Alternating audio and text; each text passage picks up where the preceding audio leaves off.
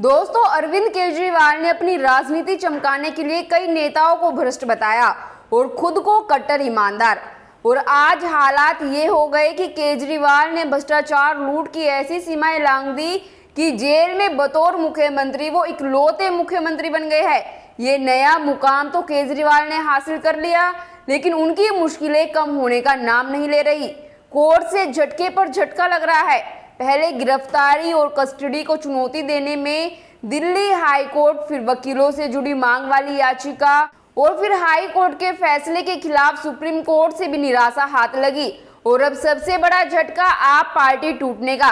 पहले high court ने केजरीवाल को भ्रष्ट बताया, अब आपके विधायक मंत्री इस्तीफा दे रहे हैं। जी हाँ, आपके ही नेता केजरीवाल के खिलाफ खड़े हो रहे हैं। अब आम आदमी पार्टी के नेता ही केजरीवाल को भ्रष्ट बता रहे हैं।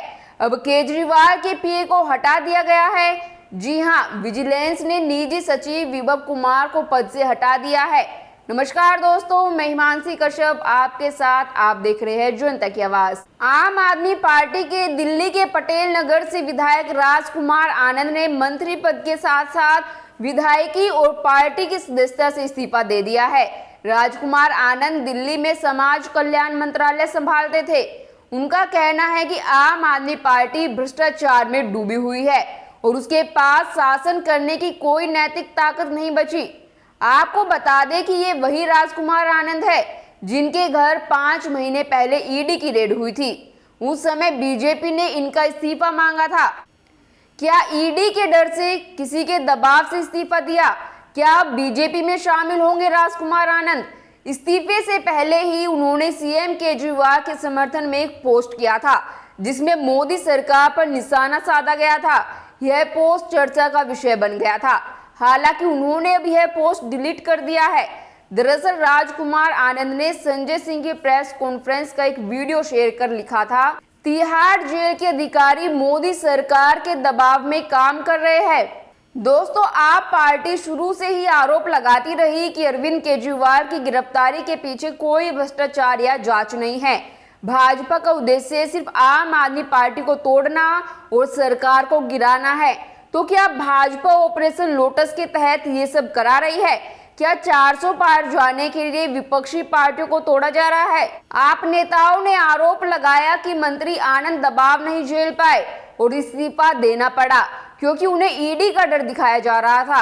अब कुछ दिन बाद वह भाजपा के पाले में नजर आएंगे।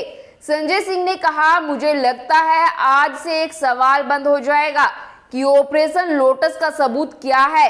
दोस्तों, ऐसा नहीं है कि राजकुमार आनंद ही केजरीवाल से खफा है, बल्कि आपके कई कार्यकर्ता, नेता, सांसद तक भी केजरीवाल के समर्थन में सामने नहीं आ रहे। केजरीवाल की गिरफ्तारी को लेकर सांसदों की चुप्पी हैरान करने वाली है। कुछ ने तो अब तक गिरफ्तारी की निंदा में एक शब्द तक नहीं बोला और ना ही किसी तरह से यह प्रदर्शित किया कि संकट की इस घड़ी में वे पार्टी के साथ खड़े हैं। केजरीवाल की गिरफ्तारी के बाद से आप नेताओं ने अपनी प्रोफाइल तस्वीरों में जेल में बंद केजरीवाल की तस्वीर लगा दी है और नारा दिया है, मोदी का सबसे बड़ा डर केजरीवाल। पार्टी सांसद हरभजन सिंह, अशोक कुमार मित्तल, संजीव अरोड़ा, बलबीर सिंह सिचेवाल और विक्रमजीत सिंह साहनी ने केजरीवाल की गिरफ्तारी के खिलाफ कुछ नहीं बोला है। यहाँ तक कि अपने सोशल मीडिया हैंडल पर प्रोफाइल पिक्चर भी नहीं बदली। कोई लंदन घूम रहा है तो कोई अमेरिका। 10 में से सिर्फ 3 सांसद पार्टी के लिए आवाज उठाते दिख रहे हैं। लोकसभा में आपके इकलौते सांसद सुशील कुमार रिंकू ने हाल ही में भाजपा का दामन थाम लिया है। दोस्तों, पंजाब से राज्यसभा सांसद राघव चड्ढा पिछले महीने आंख की सर्जरी के लिए लंदन गए थे। उनका मार्च के अंत में लौटने का कार्यक्रम था। उनकी पत्नी प्रीनीति चोपड़ा अपनी फिल्म अमर सिंह चमकीला को नेटफ्लिक्स पर रिलीज करने के लिए वापस लौट चुकी है, लेकिन राघव चड्ढा अभी भी लंदन में है। दिल्ली से पहली बार सांसद बनी स्वाति मालीवाल इन दिनों अमेरिका में है। उन्होंने पार्टी से कहा है कि उन्हें वहां रहने की जरूरत है क्योंकि उनकी बहन बीमारी से उबर रही है। पंजाब से राज्यसभा सांसद हरभजन ने आपकी गतिविधियों में शायद ही कभी भाग लिया हो। केजरीवाल की गिरफ्तारी पर भी वे चुप है। उन्होंने अपने सोशल मीडिया हैंडल्स पर हाल ही में कई पोस्ट किए, लेकिन लगभग सभी आईपीएल के बारे में है। 24 मार्च को उन्होंने पंजाब के मुख्यमंत्री और आप नेता भगवंत मान को उनकी बेटी के जन्म पर बधाई दी। उनसे जब पूछा गया कि वह आप द्वारा आयोजित विरोध प्रदर्शन में भाग लेंगे तो उन्होंने कहा नहीं। पंजाब स्थित लवली प्रोफेशनल यूनिवर्सिटी के संस्थापक और आप सांसद मित्तल भी पार्टी गतिविधियों से काफी हद तक एब्सेंट रहे। उन्होंने कहा कि मैं पार्टी के विरोध प्रदर्शन के बारे में बात करने के लिए अधिकृत नहीं हूं। पंजाब से एक और सांसद है, संजीव अरोड़ा। उन्होंने कहा कि केजरीवाल की गिरफ्तारी के बाद 24 मार्च को उनकी पत्नी सुनीता केजरीवाल से मुलाकात की थी, लेकिन रामलीला मैदान रैली में वो शामिल नहीं हुए। पंजाब से आपके राज्यसभा सांसद बलवीर सिंह सीचेवाल को भी अधिकांश पार्टी विरोध प्रदर्शनों में ही नहीं देखा गया। जब उनसे उनकी एब्सेंट के बारे में पूछा गया तो उन्होंने कहा, मैं एक धर्मनिष्ठ व्यक्ति हूं और अपने कर्तव्यों का पालन कर रहा हूं। अगर कोई योजना है तो हम उसे साझा करेंगे। साहनी भी दूसरे सांसदों की तरह आम आदमी पार्टी की गतिविधियों से काफी हद तक एब्सेंट है। वह केजरीवाल की गिरफ्तारी पर चुप है। शायद इन सांसदों को भी लगता है कि दाल में कुछ काला है या फिर पूरी दाल ही काली है, तभी इन्होंने चुप्पी साध रखी है। कुछ लोग तो खुद ही केजरीवाल का साथ नहीं दे रहे और जो दे रहे हैं उन्हें देने नहीं दिया जा रहा। उन्हें किसी न किसी बहाने पार्टी से अलग किया जा रहा है। इसी के तहत केजरीवाल के पीए विभव कुमार की सेवाएं खत्म कर दी गई। यह कदम ऐसे समय पर उठाया गया जब 2 दिन पहले सोमवार को ईडी ने उन्हें दिल्ली शराब मामले में पूछताछ के लिए बुलाया था। विजिलेंस निदेशालय डीओवी द्वारा जारी आदेश में कहा गया कि कुमार की सेवाएं तत्काल प्रभाव से समाप्त कर दी गई है, क्योंकि उन्होंने अस्थायी नियुक्ति से संबंधित केंद्रीय सिविल सेवा नियमों का उल्लंघन करके अपॉइंट किया गया था। विभव कुमार की उक्त नियुक्ति के लिए निर्धारित प्रक्रिया और नियमों का ईमानदारी से पालन नहीं किया गया, इसलिए ऐसी नियुक्ति अवैध और अमान्य है।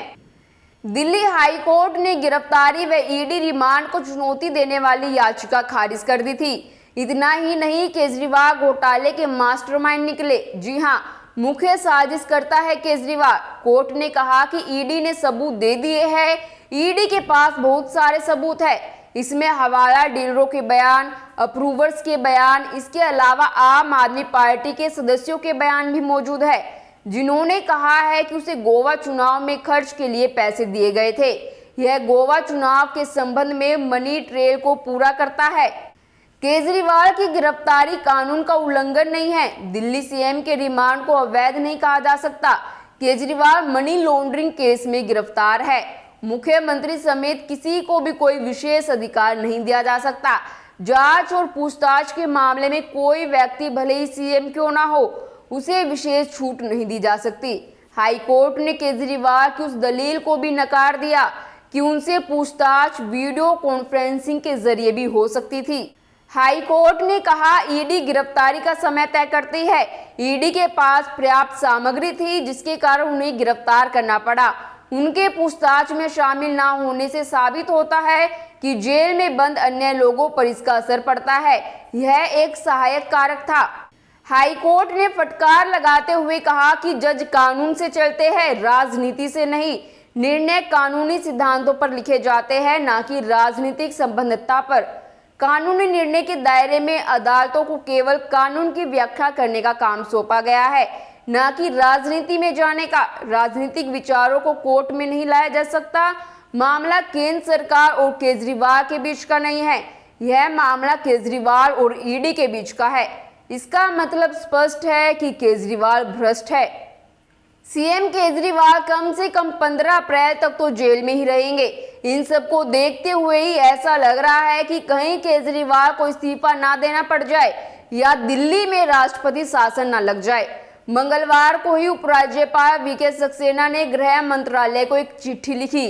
इसमें उन्होंने आरोप लगाया कि केजरीवाल के जेल में जाने के बाद सरकार के कामकाज की चर्चा को लेकर बैठक बुलाई गई थी, जिसमें मंत्रियों ने हिस्सा नहीं लिया। एक हफ्ते में गृह मंत्रालय को ये एलजी ऑफिस से लिखी गई दूसरी चिट्ठी है। इन सब के बीच अब दिल्ली में राष्ट्रपति शासन लगने की संभावनाएं और तेज हो गई है। मंगलवार को विधानसभा में आम आदमी पार्टी के विधायकों ने आरोप लगाया कि केजरीवाल की गिरफ्तारी के बाद बीजेपी दिल्ली में राष्ट्रपति शासन लगाने की कोशिश कर रही है।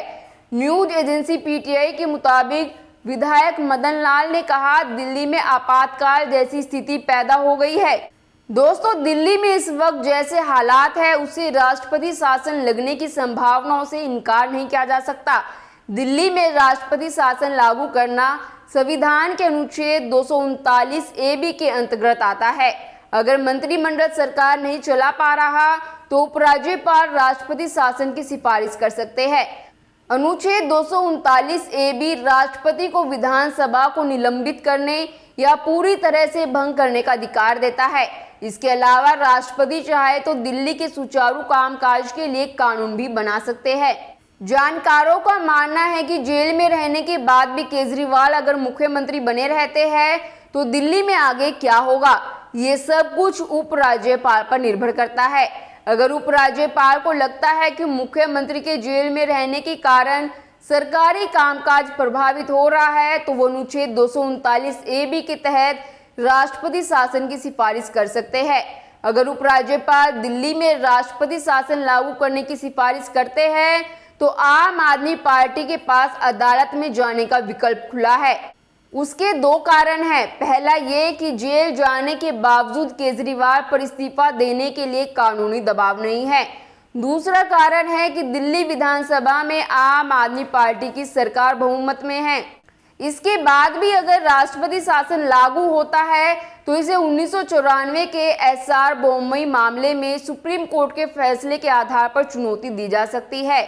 उस फैसले में सुप्रीम कोर्ट ने साफ किया था कि कोई सरकार बहुमत में है या नहीं, इसका फैसला सदन में ही हो सकता है। अगर केजरीवाल इस्तीफा दे देते हैं और उनकी जगह कोई और मुख्यमंत्री बनता है तो दिल्ली में ऐसी स्थिति पैदा नहीं होगी।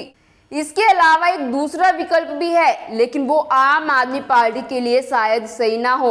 उपराज्यपाल चाहे तो जब तक केजरीवाल की जगह कोई और मुख्यमंत्री बनता है तब तक के लिए ही राष्ट्रपति शासन की सिफारिश कर सकते हैं। जैसे ही कोई दूसरा मुख्यमंत्री बनता है वैसे ही राष्ट्रपति शासन को हटाया जा सकता है। ऐसा करके आम आदमी पार्टी की सरकार पूरी तरह से बर्खास्त होने से बच सकती है।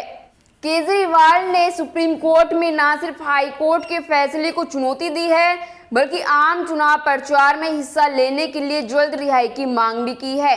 सुप्रीम कोर्ट इस मामले में 15 अप्रैल को सुनवाई करेगा। हालांकि बेंच को लेकर स्थिति स्पष्ट नहीं है। अब सवाल है, क्या 5 झटकों के बाद केजरीवाल को अगले हफ्ते सुप्रीम कोर्ट से राहत मिलेगी? आपकी इस पर क्या राय है, हमें कमेंट कर जरूर बताएं और बाकी खबरों के लिए देखते रहिए जनता की आवाज। इस वीडियो को लाइक करें, शेयर करें और अगर पहली बार जनता की आवाज न्यूज चैनल को देख रहे हैं तो चैनल को सब्सक्राइब भी करें और घंटी जरूर बजाएं, चैनल की भी और सरकार की भी।